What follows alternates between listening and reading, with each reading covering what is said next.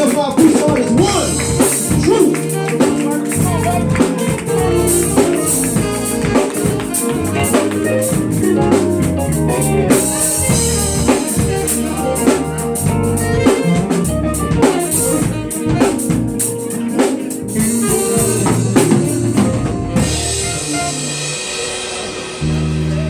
Yo, SWAAM, how y'all doing tonight? What's up? I'm so honored to be here. This is my first time even being in the building. I feel blessed for even getting the call, you know? Well, like he said, I come all the way from Cleveland, Ohio, spent 5 in the Bay, been here almost 2 years. It's been tough. You know how moving can be, you know what I'm saying? And when you don't know what's gonna happen, but you step out on faith, it always turns out to become beautiful in the end. So I'd like to thank y'all one more time for having me out here. I really, really appreciate it.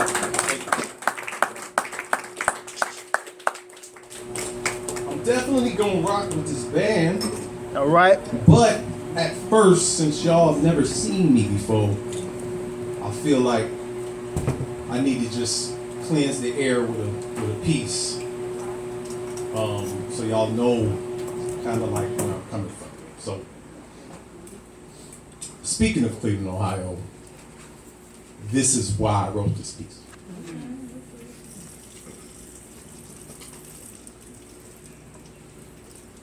How do you think it should have happened? Growing up around pimps, players, thugs, cheats, and bitch-ass niggas. See, you grew up with street sweepers and community watch. I grew up around broken glass that bent light, reflecting serene scenes of false utopia. See, in the ghetto, nobody smiling.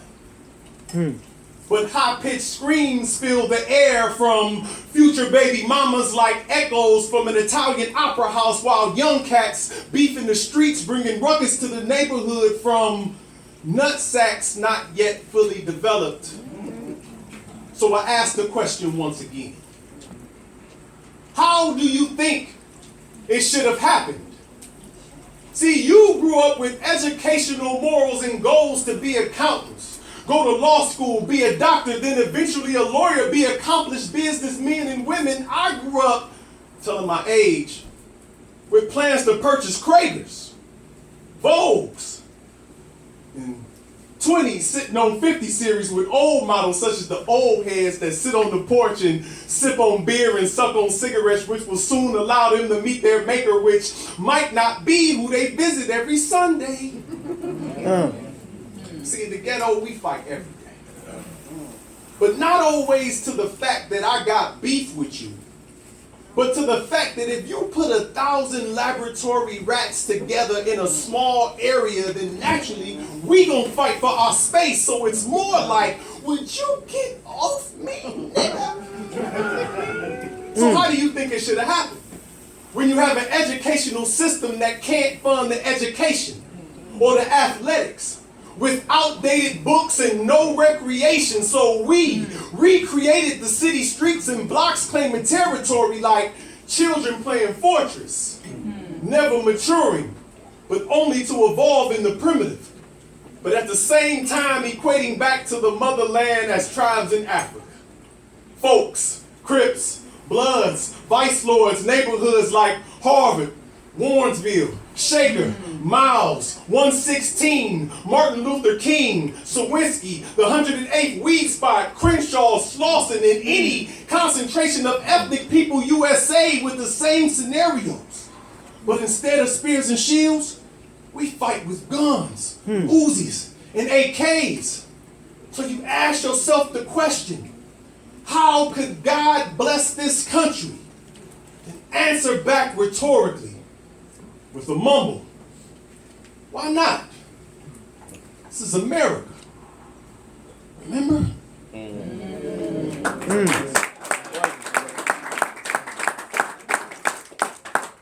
All right. So this next piece is 100% all the way real, and I think everybody in here is going to be able to relate, because it doesn't matter what city that you're living in, these stories are all the same. So I wrote this piece, and I lived next door to a dysfunctional household, and used to be woken up in the middle of the night with arguments and crazy stuff. I'm not gonna tell the piece too much, but just to let y'all know that it's everywhere. Let's start rocking with the band.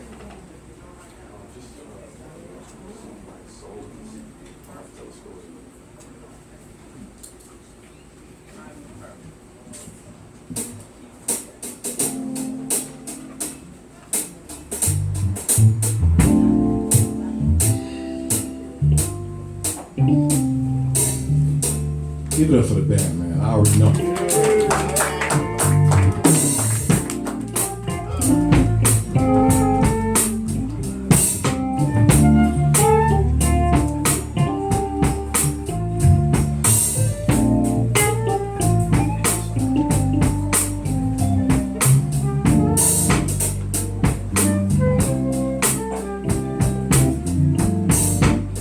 Well, you know she said that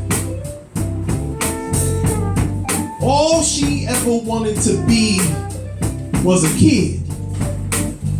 Instead of this hard street life living she was given. Now she's only 14, about to embark on a vicious cycle sparked by prior generations. Now when she was born back in 1991, her mother was only 16. The same age her mother before her was back in 75, down the line, 59. So in turn, she's got 2 years to continue the circle. But in these 14, she's seen more than she would be willing to take. Her mother speaks with a permanent slur because she's got alcohol for blood count, daddy out. His best friend is Johnny, you know, walk a couple ice cubes to him when his drink get low. Self-esteem though, she never gets to hear his name too much, seeing that mommy always calls him a punk, ass, nigga, and he's too drunk, you know, to be a man and put on some pants and raise his hands to hit her. Now she's only 14 and has seen things associated with the hood life. In a concrete jungle, a flower amongst weeds, with a body prematurely matured of an older age. Most boys of her years couldn't stand a chance to win because they couldn't raise an eyelid to what she is witnessed, so she's become attracted to older men. Right around when her flow began, a fertile flower blooming, stem bending yet ascending towards the light of the sun, beaten but transcending the load of the burden brought by the ills of ghetto living. The burden weighs heavy on her shoulders, lurking above her back like an omnipresent shadow. The burden presses down with a monstrosity of mass filled with lies, screams, fights, and unnecessary beatings, to the point to where her feet become roots firmly planted in the streets of this concrete wilderness. And even though the sun will come out tomorrow, today it's just another deluge of life that falls, fertilizes, and feeds her with the grim grit, piss, poured out liquor, spit, dried blood, glass, waste, rubble, and debris left by city life. But she's only got 2 years growing up in the fast lane where the soil is rich but extremely shallow. And she may be a ghetto flower amongst weeds, but she is slowly turning into a steel magnolia. A steel magnolia with skin as hard and impenetrable as die-cast metal, with a tongue as sharp and damaging as her mom's, with the potential to be as drunk and worthless as her no-good ass daddy, but nonetheless she has grown up to be cold and callous. And this is an all too familiar story of the ghetto that we see on the daily. And even though our souls scream for change, our mouths don't open to speak. And you've seen her continue to live in the blind faith that in 2 years, hopefully, her flower won't be in season. Thank you.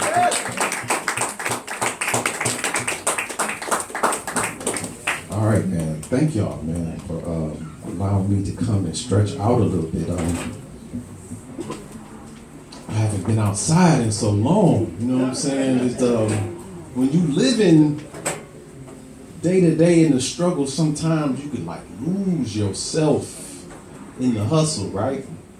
You can just like become a slave to it and forget your purpose as a human being and your gift to the world. So I say that to just tell y'all that there's nothing too messed up for you to not be yourself. It just doesn't exist because we live in a fantasy world anyway, which is made up of fake things. Hollywood right up the street. So anyway, I think,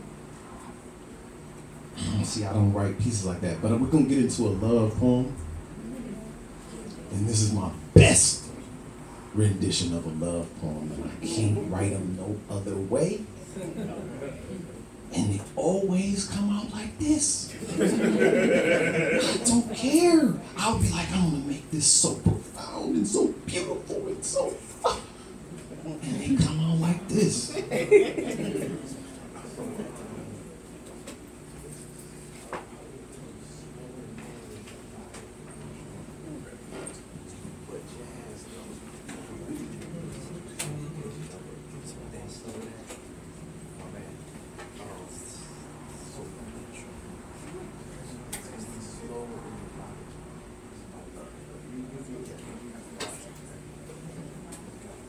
All right.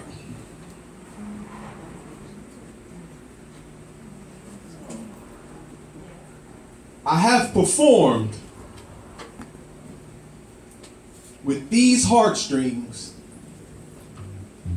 for over 40 years now, looking for a tune to play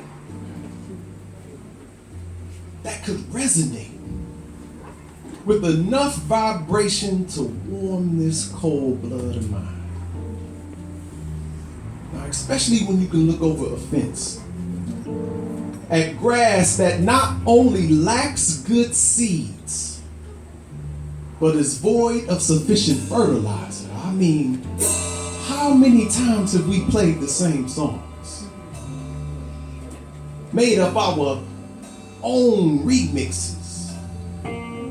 How many times have we built shacks and not mansions? Throw bricks but are not building. I lay pipe, yet we have no foundation. This house of ill repute. How many times have we laid in the bed with someone, stared deep into their eyes, tell them we love them,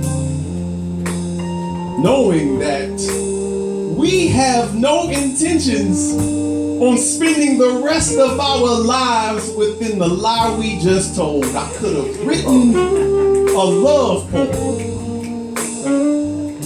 to foreplay my ears. Fuck me hard enough with words to make sex sound like the truth. Rowboat emotions always lead to paddling up rivers of blood with matchstick oars into an ocean of good intentions, ready to explode in the flames. while sliding down a hill in a lemon juice rainstorm, waiting to crash into a gauntlet of barbed wire made of past lovers' eyes you've talked to in fallacy. There are women who use babies as income. Their backs ATMs, all they birth are deposit slips. There should be no surprise when most of those checks bounce. These heartstrings are out of tune, carelessly humming like old radiators. This song is like free jazz, like notes put in wrong places at good times. But if A sharp is actually B flat, we are all listening to the same song. That's why I don't play no more. But I know that somewhere in here, somewhere in this duration of chambers, I know that there is a tune for the greatest love song.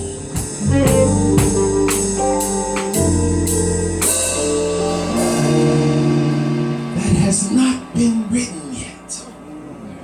Thank you.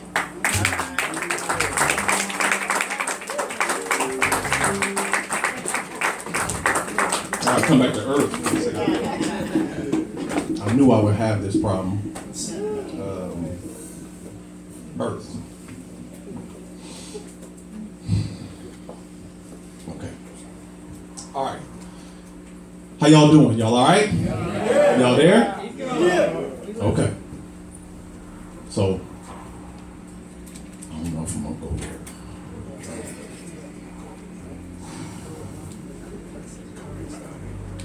I gotta go there because I gotta lighten this up. Because y'all on the bridge right now, like, whew, it's heavy in here. So can I just do something to bring some different vibrations into it? I don't ever do this, so that's why I'm a little nervous. I'm about to do something a little sensual, erotic-ish. And I'm not known for it, but I got things in the chamber. So, you know what I'm saying? No pun intended. So, let me see if we can just get a little grown. Band, if I'm gonna go that way, y'all know which way to go. Like,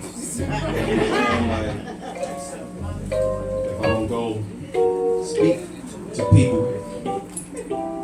make them vulnerable, then y'all know where to go. Getting hot in here. The band is called Push Up.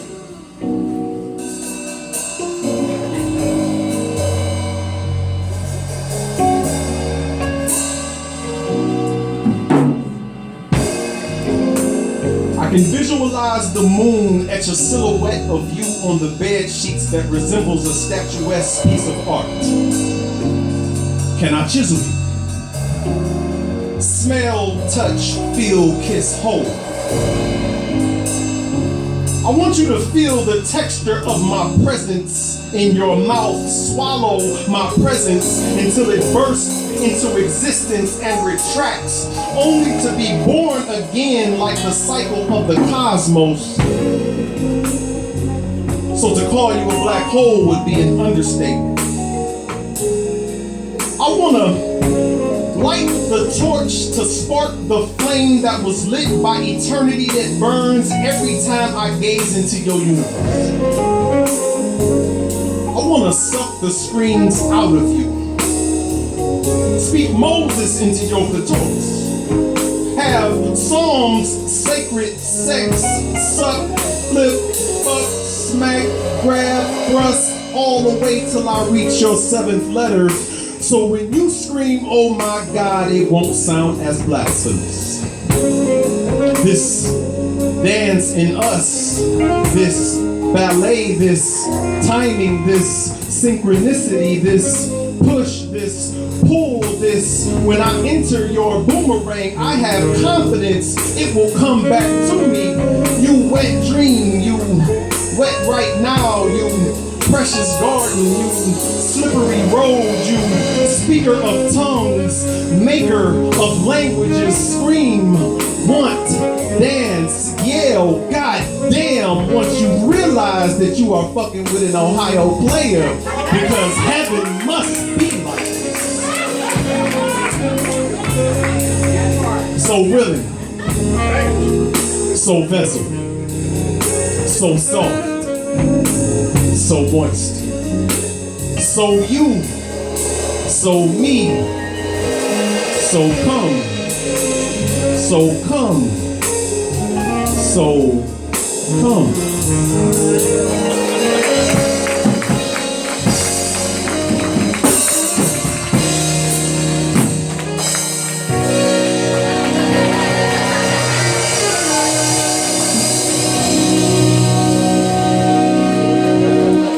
Y'all ain't right.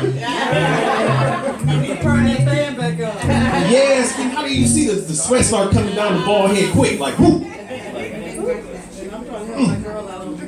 Okay, now let's come back down. All right, I like to always give everybody heads up. Because I always felt like when I was in the crowd and I was listening to somebody, I don't care if I liked them or not, I always wanted to know what was ahead of me. So I'm gonna do 2 more pieces for y'all. Is that cool? All right. To give you a navigation to be like, oh, he's gonna be done now. You know what I'm saying? Instead of, does he have 4 more pieces? Or 1 more? What the hell? So that's what's up. Oh, that fan probably doing people justice up in here right now. You know what I'm saying? Like, don't only get it done, bro. Like, let it happen, because it's hot as the devil up in this room. All right, so what are we gonna do before we get up out of here? I'm gonna know that blah blah, and then blah blah blah. All right, here we go. I'm gonna do, and I don't even know if I'm gonna do this.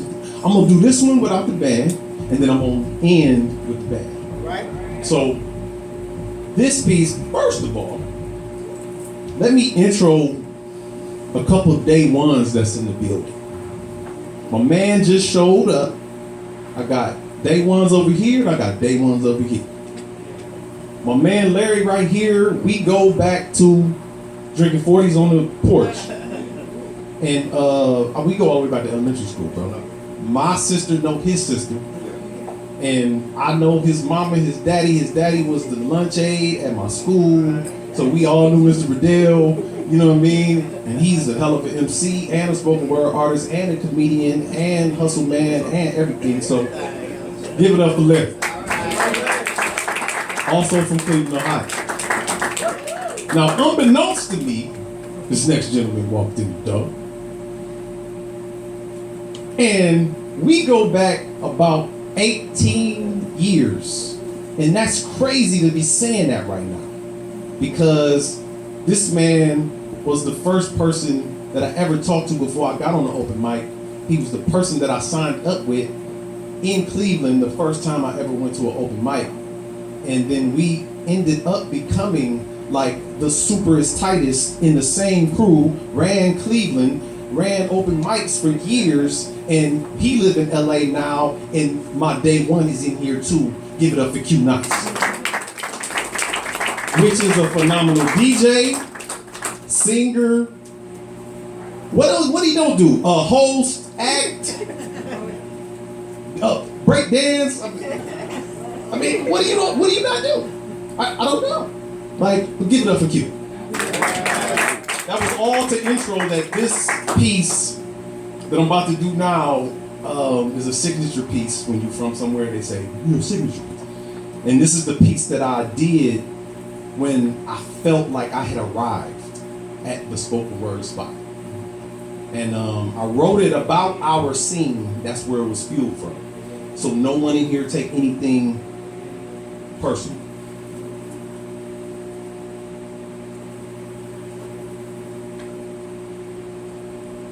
Man, this piece 18 years having a revelation with you. You better embrace this poetry.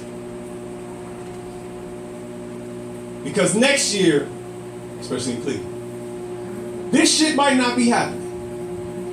Next year, this just might not be the end thing to do on any given Sunday in any given Poetry City, USA, because most part-time revolutionaries usually work full-time at being niggas.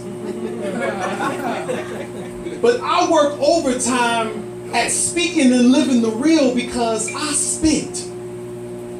Not for the fame or to fuck the finest female at spoken word spots, but I spit to speak that certain word or phrase that makes you say, damn, that brother said some shit that inspired me to go home and write my own shit or to rewrite or revise my own life, because these words are my life through my pen and this ink flowing like my blood, because right now I'm bleeding to you.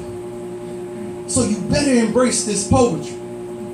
Like a father hugging his son for the first time in 15 years because he was locked up downstate doing time. And it's puzzling because it seems like we doing time because most of our minds are in prison, incarcerated, shackled down to King James Christian slavery mentality designed to keep most niggas in check by praying to a white Anglo-Saxon Jesus. But if God was white, then most white folks don't adhere to the preachings and the teachings of the Christ. So in turn, that makes them less godly than they claim to be. So embrace this poetry. Because how else will we express ourselves to the minds of men who meagerly mustered and managed the strength to meagerly maintain down that self-righteous, self-motivated, self-inflicted path to right? Because most wrong niggas got an Adam and Eve mentality that makes most brothers bite into apples made only for American pie.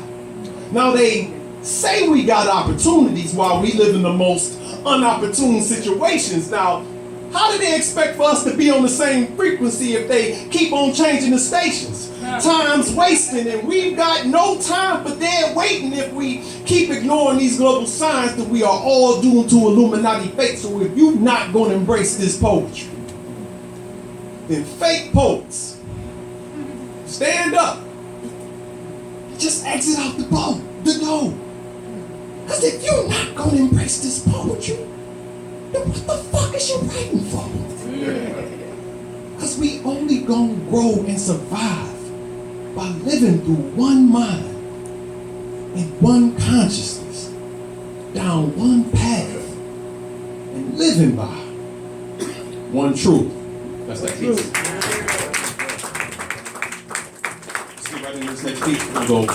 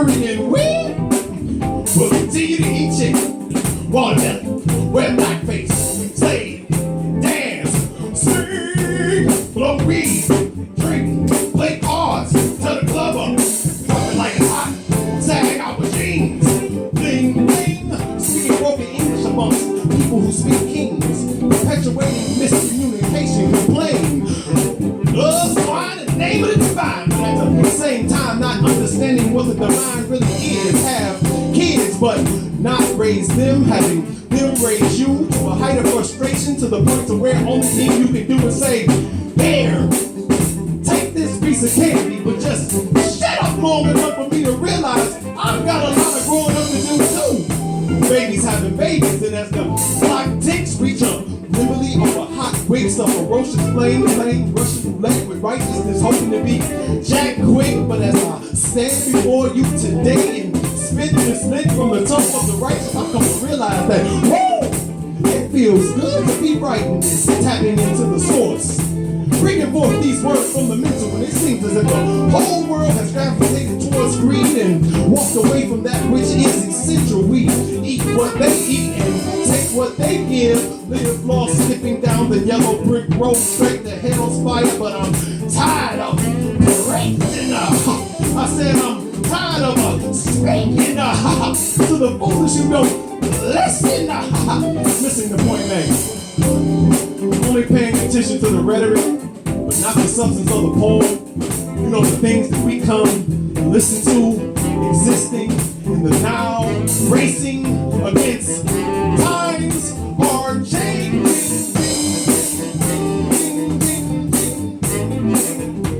Times are changing. So pay attention to the clock as the alarm rings. Wake up! Wake up! Wake up! Wake up! Wake up! Wake up! Wake up! Wake up! Wake up! It's time to go home. The time is up.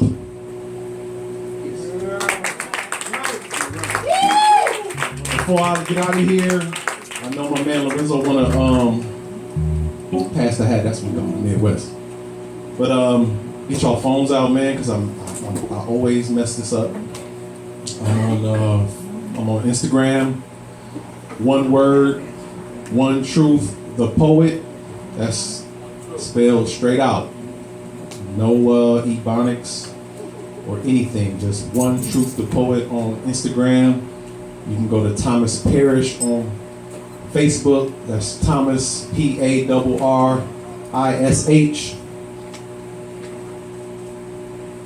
Let that sink in for a minute. Now y'all know the tagline. Now you can buy music online. You can buy it right now if you want to. I got 2 albums online on Bandcamp. Go to www.onetruththepoet.bandcamp.com. You can buy individual tracks if you're not sure about it, or you can buy the whole album. And the album's only $5. You know what I'm saying? $5? Only $5. That's a traveling poet right there, bro. Because I didn't know they did that in LA. Only $5. I might be in North Carolina, they be hollering that. But hey, SWAAM, this is not the last time y'all gonna see me. I just came back outside, and I'd like to thank y'all for having me here. So thank you very much.